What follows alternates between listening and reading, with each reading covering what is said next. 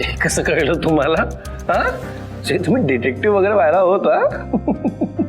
नाही, कसं कळलं म्हणजे एरवी तुम्ही चाटून पुसून डबा साफ करता ना, आज कांदा, टोमॅटो, मिरची सगळं काही असं वेगवेगळं काढलेलं आहे म्हणून विचारलं. ते ऍक्च्युली काय झालं, शमिका मॅम सो त्या रोज ना बाहेरून डबा मागवतात आणि आज ना काय झालं काय माहिती, त्यांची जरा ऑर्डरच चुकली. त्यांचं जेवण फार जसं स्पायसी आलं होतं, खूपच तिखट होतं.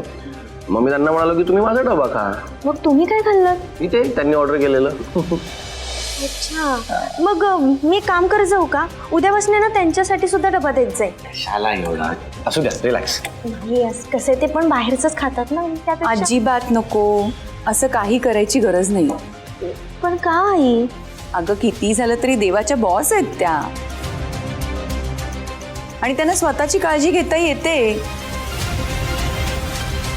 आणि आपण दुसऱ्याच्या आयुष्यात इतकी ढवळाढवळ करू नये.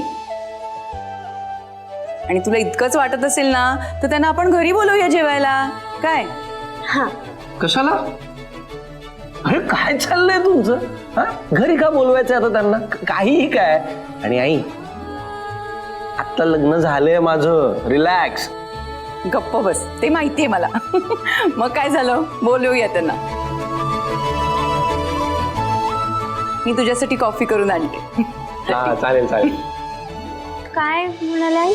नाही म्हणजे त्यांना जेवायला बोलवण्याचा आणि आपल्या लग्नाचा काय संबंध? ऍक्च्युली काय आहे, आईची फार जुनी सवय.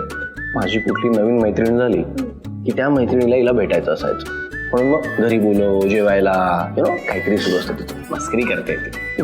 पण मग मी काय म्हणते, आपण खरंच बोलूयात ना त्यांना घरी जेवायला. यार सई, असं कसं बोलवणार? त्या काय मैत्रीण आहेत का माझ्या? आणि दुसरं म्हणजे त्यांना घरी बोलवायला काहीतरी कारण पण लागेल ना, असंच कसं बोलवायचं? तुमचं पण म्हणणं खरंच आहे म्हणा, ते पण आहेच.